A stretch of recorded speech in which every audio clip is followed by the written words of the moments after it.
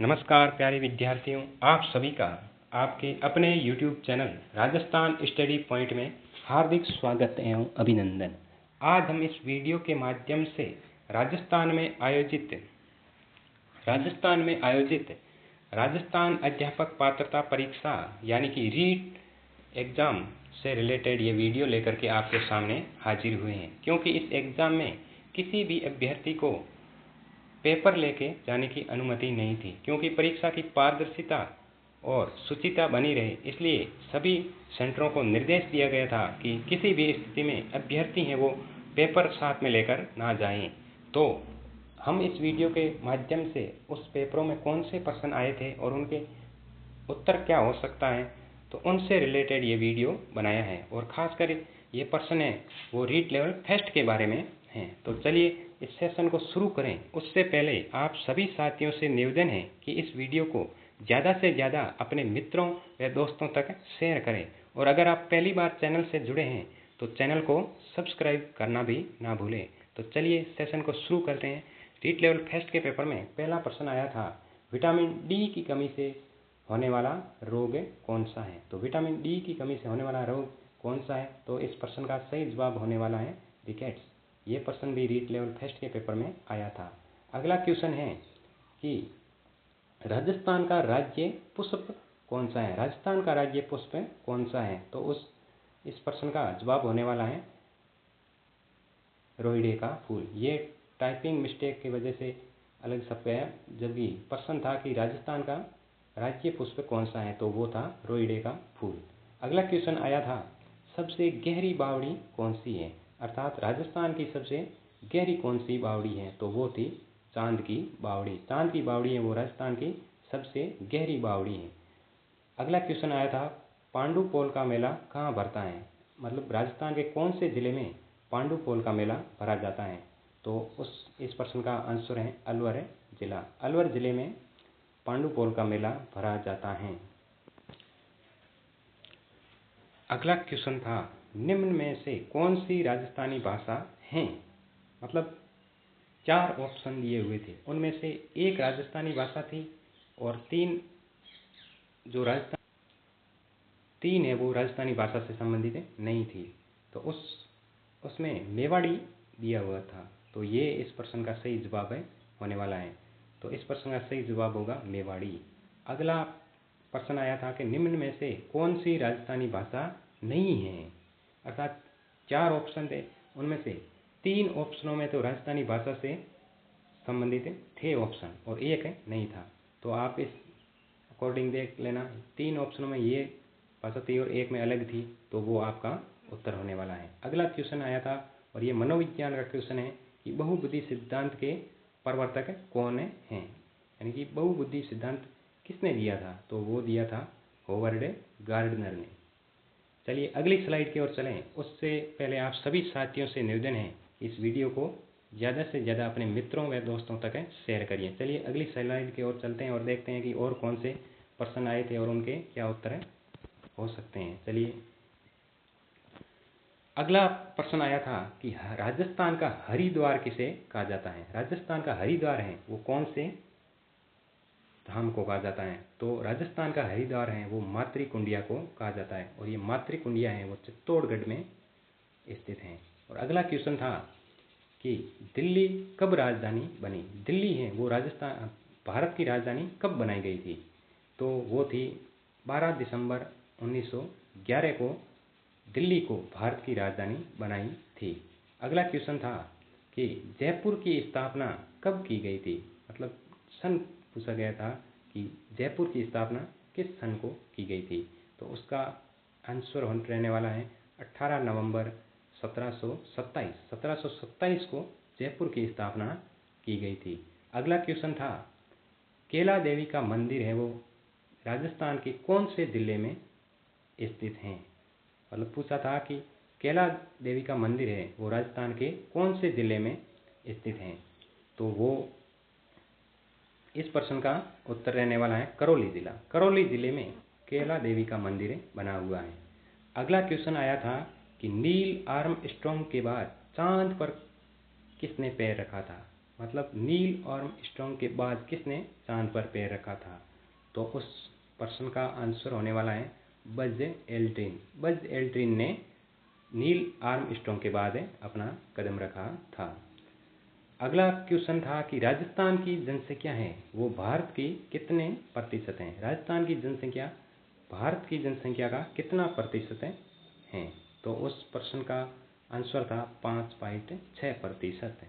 अगला क्वेश्चन आया था कि सबसे बड़ा ग्रह कौन सा है? मतलब ग्रह के बारे में पूछा था कि सबसे बड़ा ग्रह कौन सा है? तो इस प्रश्न का जवाब रहने वाला है बृहस्पति था। बृहस्पति है वो सबसे बड़ा ग्रह है। अगला क्वेश्चन था और रीजनिंग से रिलेटेड क्वेश्चन था कि आपकी मम्मी के भाई की माँ से आपका क्या रिश्ता है? तो इस प्रश्न का सही जवाब है नानी। अगला क्वेश्चन था ये हिंदी सब्जेक्ट से संबंधित था और ये था वस्त्र का पर्यायवाची, मतलब वस्त्र के पर्यायवाची के बारे में पूछा था। तो ये सारे वस्त्र के पर्यायवाची शब्द हैं और आप ऑप्शनों के अकॉर्डिंग आप देख लेना। अगला क्वेश्चन था बकरी की सबसे अच्छी नस्ल है, मतलब वो नस्ल कौन सी है जो सबसे बढ़िया है? तो इस प्रश्न का आंसर रहने वाला है जमुनापुरी। जमुनापुरी है वो बकरी की नस्लों में सबसे बेस्ट नस्ल है मानी जाती है। अगला क्वेश्चन था कि अजय दुर्ग किसे कहा जाता है? अजय दुर्ग किसे कहा जाता है? तो उसमें ऑप्शन थे, एक ऑप्शन था, मतलब मैंने विद्यार्थियों से जानकारी के माध्यम से बता रहा हूँ कि एक ऑप्शन था कुंभलगढ़ दुर्ग, एक ऑप्शन था मेहरानगढ़ दुर्ग और एक ऑप्शन था चित्तौड़गढ़ दुर्ग और एक था सोनार, ऐसा कुछ था। तो उस ऑप्शन के अकॉर्डिंग अगर हम जाएं तो उस प्रश्न का आंसर होने वाला है कुंभलगढ़ दुर्ग। अगली स्लाइड की ओर चलें उससे पहले हैं कि वीडियो को शेयर करें। तो चलिए अगली स्लाइड की ओर चलते हैं। अगला क्वेश्चन था कि सुनना, बोलना और पढ़ना लिखना में सबसे अंतिम कौन सा है? तो सबसे पहले विद्यार्थी क्या सीखता है? सुनना सीखता है, बोलना सीखता है, पढ़ना सीखता है, सबसे अंतिम स्टेप कौन सा होता है? तो उसका आंसर है लिखना। लिखना विद्यार्थी सबसे बाद में सीखता है। अगला क्वेश्चन था और गणित से रिलेटेड था कि 60 और 80 के मध्य अभाज्य संख्याओं का योग, मतलब 60 से 80 के मध्य अभाज्य संख्या है उनका योग कितना है? तो उनका योग रहने वाला है 351। 351 उनका योग रहने वाला है। तो इस प्रश्न का सबसे सटीक आंसर है 351। अगला क्वेश्चन था शून्यवाद का जनक किसे माना जाता है? शून्यवाद है उसका जनक किसे माना जाता है? तो शून्यवाद का जनक है वो नागार्जुन को माना जाता है। नागार्जुन के द्वारा शून्यवाद दिया गया था। अगला क्वेश्चन है पन्नाधाय बाल योजना कब लागू की गई? ये योजनाओं से रिलेटेड है और राजस्थान की फ्लैगशिप योजना है। तो इससे रिलेटेड क्वेश्चन पूछा था और इसकी डेट पूछी गई थी कि यह योजना है वो कब लागू की गई? तो यह योजना है ये 4 सितंबर 2024 को लागू की गई थी। वैसे तो ये योजना है वो 29 नवंबर 2022 को गहलोत सरकार के द्वारा प्रारंभ की गई थी, परंतु बाद में इसका नाम है वो चेंज कर दिया गया था और चेंज नाम है पन्नाधाय बाल गोपाल योजना। तो ये योजना शुरू हुई थी 4 सितंबर 2024, मतलब शुरू तो 29 नवंबर 2022 को हुई थी, परंतु इस पन्नाधाय बाल योजना ये परिवर्तित नाम है, ये 4 सितंबर 2024 को किया गया था। अगला क्वेश्चन आया था कि दरबारा सिंह कहाँ के मुख्यमंत्री थे? ये मुख्यमंत्री और पॉलिटिकल सब्जेक्ट से रिलेटेड है कि दरबारा सिंह है वो कहाँ के मुख्यमंत्री थे? तो दरबारा सिंह है वो पंजाब के सीएम रह चुके हैं और ये राजस्थान के राज्यपाल भी रह चुके हैं। अगला क्वेश्चन था इलोजी का मेला कौन से राज्य में भरा जाता है? अगला क्वेश्चन था कि इलोजी का मेला है वो कौन से राज्य में भरा जाता है? तो उसका ऑप्शन था, उत्तर था राजस्थान। राजस्थान में है जो इलोजी का मेला भरा जाता है। अगला क्वेश्चन था बागड़ की मीरा किसे कहा जाता है? बागड़ की मीरा है वो किसे कहा जाता है? तो ऑप्शनों के अकॉर्डिंग देखें तो ऑप्शन में था गंवरी बाई। गंवरी बाई को राजस्थान मतलब बागड़ की मीरा कहा जाता है। नेक्स्ट क्वेश्चन था RSRTC की स्थापना कब की गई? जो ये RSRTC है, राजस्थान राज्य सड़क परिवहन निगम है, इसकी स्थापना कब की गई थी? इसकी स्थापना के बारे में पूछा गया था। तो इसकी स्थापना है वो 1 अक्टूबर 1964 को की गई थी।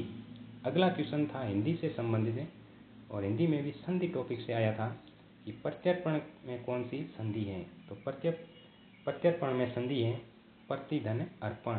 अगला क्वेश्चन था इतिहास से रिलेटेड था कि महाराणा सांगा की मृत्यु कब हुई? महाराणा सांगा की मृत्यु है उसकी डेट पूछी गई थी, तो वो हुई थी 1528 में। 1528 में महाराणा सांगा की मृत्यु हुई थी। अगला क्वेश्चन था चित्रशैली से रिलेटेड, चार बेत शैली कहाँ की है? चार बेत शैली है वो कौन से जिले की फेमस है? तो उसका आंसर रहने वाला है टोंक। तो ये थे हमारे रीट लेवल फेस्ट में कुछ आए प्रश्न, और आप सभी से निवेदन है कि आप भी हमारे कमेंट बॉक्स में जो प्रश्न आए हैं पेपर में वो हमें सेंड करिएगा और उन्हीं के आधार पर हम एक सटीक आंसर की लाने का प्रयास करेंगे। तो आप सभी से निवेदन है कि इस वीडियो को ज़्यादा से ज़्यादा अपने मित्रों या दोस्तों तक शेयर करें, और अगर आप चैनल पर नए हैं तो चैनल को सब्सक्राइब करना भी ना भूलें। तो चलिए आज का ये हमारा महत्वपूर्ण सेशन यहीं समाप्त करते हैं। बहुत बहुत धन्यवाद।